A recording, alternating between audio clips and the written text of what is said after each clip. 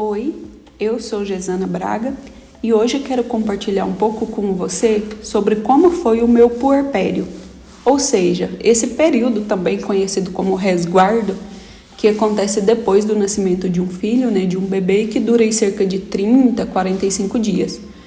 Esse período em que a família está com o recém-nascido em casa e que a mãe também está passando por essa recuperação pós-parto. O meu objetivo com esse vídeo não é me vangloriar como ser humano, como mãe, também não é me vitimizar diante das possíveis dificuldades que surgiram. Esse assunto de maternidade é difícil de ser abordado, porque atualmente nas redes sociais, quando uma pessoa conta pontos negativos da maternidade, ela é enquadrada como uma pessoa que fala da maternidade real, como se tudo de ruim que tivesse na maternidade fosse a realidade. E quando uma pessoa conta pontos positivos da maternidade, essa pessoa ela é enquadrada como uma pessoa que romantiza a maternidade. Eu sei que eu não consigo controlar as impressões que você vai ter desse vídeo. De tudo que eu vou dizer aqui, cada um que ouvir, que assistir esse vídeo, obviamente vai tirar suas próprias conclusões de que eu tive um puerpério fácil ou um puerpério difícil. Mas o meu objetivo nesse vídeo não é focar em mim, não é focar nas experiências que eu vivi. É mostrar para você como a bondade e a misericórdia de Deus ela é presente na vida do ser humano e como nós dependemos de Deus em todas as fases da nossa vida, inclusive nesse período de resguardo. Eu espero que tudo que eu disser aqui hoje fortaleça a sua fé, que você possa crer mais em Deus, nesse Deus que é um Deus de misericórdia, que é um Deus bondoso e que é um Pai muito amoroso para conosco. Eu tive a minha filha, a Alice, em janeiro de 2022. Hoje ela já está com 1 ano e meio, Mas eu quero falar para você desse período de primeiro mês de vida dela. Eu sempre digo que o nosso Deus é um Deus que cuida de nós, cuida da gente nos detalhes. Eu sempre digo isso para várias pessoas. Deus vai cuidar de você nos mínimos detalhes. Deus vai cuidar da sua família. E no nascimento da Alice, eu pude ver isso de perto, esse cuidado de Deus nos detalhes na minha família, comigo.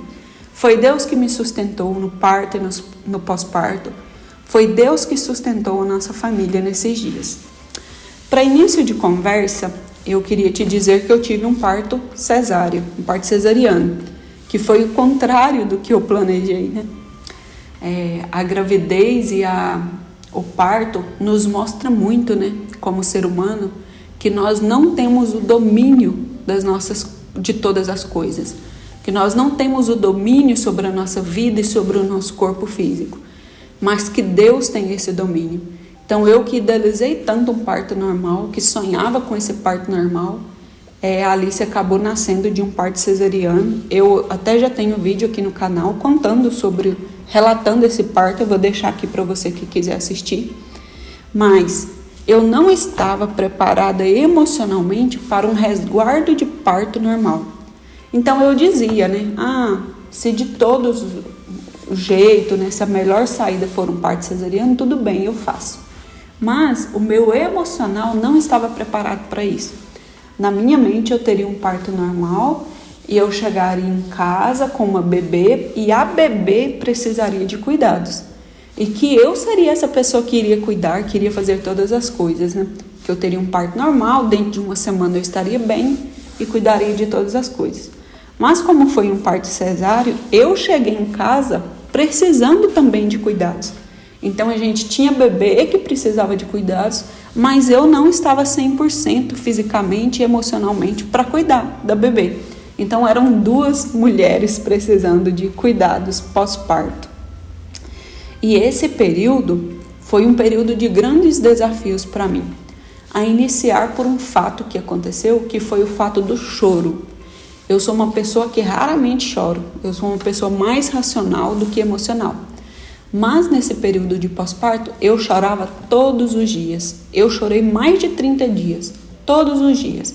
Às vezes eu chorava de tristeza, às vezes eu chorava de preocupações, às vezes eu, quando não tinha nenhuma preocupação, não estava preocupada com nada, eu chorava até de alegria. Então, qualquer coisa fazia com que eu chorasse, né? Qualquer que fosse o motivo. E os meus choros aconteciam geralmente na noite. Quando eu me deitava para dormir à noite, era o horário que eu chorava. Durante o dia eu passava o dia bem, mas quando chegava o período noturno, eu tinha esse choro que era de causa emocional. Não era por dor física, mas eu tinha esse choro emocional, que foi uma surpresa muito grande para mim. Eu não sei se esse quadro se classifica aí como uma depressão pós-parto, se classifica como um baby blues, que também é mostrado atualmente, né, pela medicina. Não sei, não levei esse assunto adiante. Fato é que eu chorei em torno de 30 e poucos dias e depois passou, né? Essa parte emocional passou. Outro ponto que eu vivi foi uma questão de uma dor na costela. Depois que eu recebi alta, que eu cheguei em casa, eu comecei a sentir uma dor na minha costela esquerda. Não sei exatamente se esse é o nome, né? Provavelmente não é o nome científico dessa dor, mas era uma dor que dava debaixo da costela, que ela atrapalhava a minha respiração. Então a dor doía tanto que eu não conseguia respirar. Eu tinha que segurar a respiração porque a própria ação de puxar o ar fazia com que a dor aumentasse. Então eu ficava travando o ar, segurando para não respirar. E doía bastante. E eu tive que voltar, né, para o médico, voltar para o hospital para investigar a causa dessa dor. Inicialmente, a suspeita era de embolia, né, de que ali durante a cirurgia da cesariana algum coágulo de sangue tivesse se deslocado pelo corpo. Então eu precisei fazer um exame, acredito que foi ressonância, né? É um exame que faz do corpo todo, em que eu entrei ali no equipamento, tive que tomar o contraste e fiz ali aquele exame. No final das contas, não foi constatado, graças a Deus eu não tive nenhum problema com embolia, mas a dor ela durou alguns dias, né, algumas semanas, e acabou que ela passou por si só. Eu tomei bastante chá, porque eu não estava tomando medicamentos devido à amamentação. Eu priorizei a tomar chá e também a gente orou bastante, né? Eu orei, meu marido orou, minha família orou. E no final das contas essa dor na costela passou com bastante oração, porque a gente não descobriu a causa, não fez um tratamento específico. Então foi um grande agir de Deus na minha vida, a retirada dessa dor, porque de fato doía muito e eu chorava muito. Eu me lembro que o dia que a minha mãe foi embora da minha casa, ela ficou 7 dias comigo no resguardo. No momento que ela estava indo embora, essa dor doeu muito forte. Ela foi embora da minha casa e eu estava aos prantos, chorando bastante. E foi um momento muito difícil fisicamente para mim. Mas essa dor passou, como eu disse, pelo agir de Deus. Uma questão que me surpreendeu bastante também no puerpério foi a tal da privação de sono. Eu sempre fui uma pessoa que gostou de dormir bastante. Eu durmo aí 8, 9 horas por noite seguida, né? Eu sou boa de sono. E depois da maternidade, isso mudou muito, né? No primeiro mês de vida da Alice, eu passei por uma privação de sono muito grande. Ela não tinha cólica, ela é uma bebê super saudável, não tinha problema assim. Mas a questão foi a seguinte: quando ela nasceu ainda no hospital, no dia seguinte do nascimento, ela começou a vomitar, né? Ela teve um vômito de um líquido escuro, de um líquido preto. E aí ela foi socorrida, foi feita uma lavagem. Talvez ela precisaria ir para UTI por causa disso, mas Deus ajudou que não precisou ir para UTI. Mas ela vomitou esse líquido, né? E era o líquido amniótico que ela tinha engolido um pouco no dia do parto. Então no dia seguinte ela vomitou aquilo. E no momento que ela começou a vomitar aquilo e engasgar, ela estava deitada no bercinho no hospital do lado da minha cama. E como eu estava acordada, eu vi ela vomitando aquilo, porque ela não fez barulho. E eu entendi, compreendi que eu vi porque eu estava acordada olhando para ela no momento que ela começou a engasgar. E o Samuel chamou as enfermeiras, mas antes que as enfermeiras chegassem no quarto, ele já pegou ela e saiu correndo pelo corredor para levar ela pro local lá de atendimento, né? Uma estação lá que as enfermeiras ficam. Então, assim, eu fiquei com aquilo na mente de que eu tinha visto o engasgo porque eu estava acordada. E depois daquele episódio, a gente ficou revezando, eu e o meu marido, né? Eu e o Samuel, ficamos revezando para vigiar ela acordada. Então, a gente dividiu por turno o nosso dia e nossa noite. A hora que eu estava dormindo, ele estava acordado olhando ela. E a gente revezava assim, noite e dia. Então, a gente ficou mais de 30 dias fazendo isso. Ela não engasgou mais. Depois que ela veio para casa, ela não teve mais nenhum episódio de engasgo por causa desse líquido, dessa secreção, né, que eles retiraram ali certinho. Mas a gente ficou com aquela preocupação na mente, sabe? E não saía da nossa mente. Então, nós, fazendo esse revezamento, para ficar de olho nela acordada, a gente fez isso mais de 30 dias para a gente, mesmo orando, mesmo pedindo a Deus para nos dar confiança, né, no cuidado dele. Na prática é tão difícil a gente descansar verdadeiramente em Deus nos momentos de dificuldade. E nós ficamos fazendo esse revezamento para olhar ela acordada, e depois de 30 dias, quando o Samuel precisava voltar ao trabalho, a gente viu que realmente a gente ia ter que confiar totalmente em Deus, porque a gente não conseguiria fazer mais esse revezamento. Mas nesse período em que nós estávamos revezando para olhar, a privação de sono foi muito grande. Então eu que dormia aí 8, 9 horas seguidas, comecei a dormir pouco. E mesmo ela não tendo cólicas, a amamentação estando tranquila, a gente passou por esse impasse, né? E no momento desse impasse, eu percebi que a privação de sono me trazia uma irritabilidade muito grande. E eu não sabia disso. Mesmo aos meus 30 anos de idade, eu nunca tinha vivenciado isso. Então, à medida que eu não dormia à noite, eu acordava irritada de manhã, né? Acordava não, levantava. Levantava irritada. E essa irritação trouxe um problema grande para mim. Essa ira trouxe o problema do pecado. Então, eu já entrei aí numa questão espiritual. Por quê? Porque a Bíblia diz, né? Paulo diz no livro de Efésios, capítulo 4, versículo 26, ele diz assim, ó: irai-vos e não pequeis, não se põe o sol sobre a vossa ira. Então, assim, a ira, a falta de paciência, a irritabilidade, ela pode vir a nos afligir porque somos humanos, né? Mas isso não pode abrir brecha para mim pecar. E era isso que estava acontecendo comigo. Quando eu ficava irritada, eu tendia a tratar mal as pessoas que estavam ao meu redor, a ser bruta com as palavras, sabe? Ríspida. Exatamente, eu estava ríspida no meu modo de tratar as pessoas. Principalmente o Samuel, que era a pessoa que estava comigo todos os dias. Então, mesmo com aquela privação de sono, com aquela irritabilidade, eu ficava diariamente orando a Deus e lutando contra esse pecado, né? Para, mesmo estando irada, não pecar.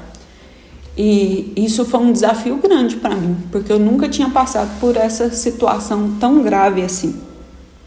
Então eu era tentada a pecar diariamente nessa questão. E por vezes eu tive que pedir perdão para o Samuel por causa de maltratá-lo com palavras ríspidas. E Deus trabalhou grandemente em mim nesse período, através dessa questão da luta contra esse pecado. E isso também me trouxe à memória, né, o texto lá de Gálatas 5:22, que fala sobre o fruto do Espírito. Paulo fala aos Gálatas sobre o que são as obras da carne, e em contraste, em contraponto, ele coloca o fruto do Espírito e mostra que a pessoa que ele tem o agir do Espírito Santo em si, ele tem domínio próprio. Em diversas circunstâncias, ele tem domínio próprio, inclusive domínio da língua. Então, em uma circunstância de adversidade, é o agir do Espírito Santo que mostra, né, que a pessoa tem condições de dominar a si mesma, de dominar seu corpo, de dominar seus pensamentos, de dominar sua língua. Então, foi um momento em que eu meditei muito nisso, né? Que Deus me ensinou bastante a respeito dessa privação de sono. A maternidade como um todo tem me ensinado muito sobre como é viver regida pelo Espírito Santo. A maternidade tem me feito desenvolver cada vez mais as virtudes do Espírito Santo, né? Que é paciência, bondade, amor, alegria, gozo e domínio próprio, né? Que é a temperança. Então, esses pontos foram os pontos que eu anotei aqui para compartilhar com você um pouco sobre essa parte do puerpério, né? Então eu falei aqui com você sobre o fato de eu não ter tido parto normal, que é o que eu queria. Falei sobre esse choro que eu tive, falei dessa dor física, que foi essa dor na costela, e falei sobre a privação do sono. Eu sei que muitas famílias, infelizmente, sofrem muito durante o puerpério, né? Seja com problemas de saúde da mãe, seja com impasses que aconteceram no parto, com o filho. Eu sei que muitas famílias sofrem muito mais do que a gente, mas eu confesso para você que eu achei um período difícil.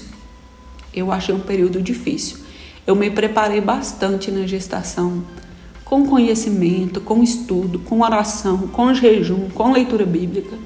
E mesmo assim, eu achei o puerpério um período difícil.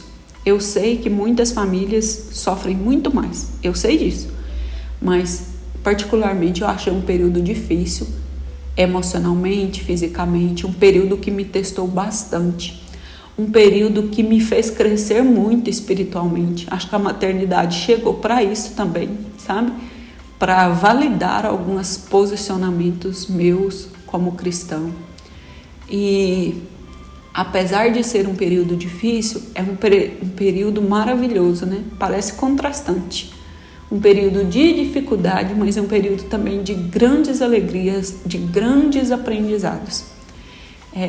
Eu tenho certeza que tudo que eu vivi foi permissão de Deus e que tudo me ensinou algo, sabe? Todas essas situações me levaram a ver, né? A olhar para a vida de uma forma diferente, inclusive para a vida cristã. Eu espero que esse vídeo tenha te ajudado.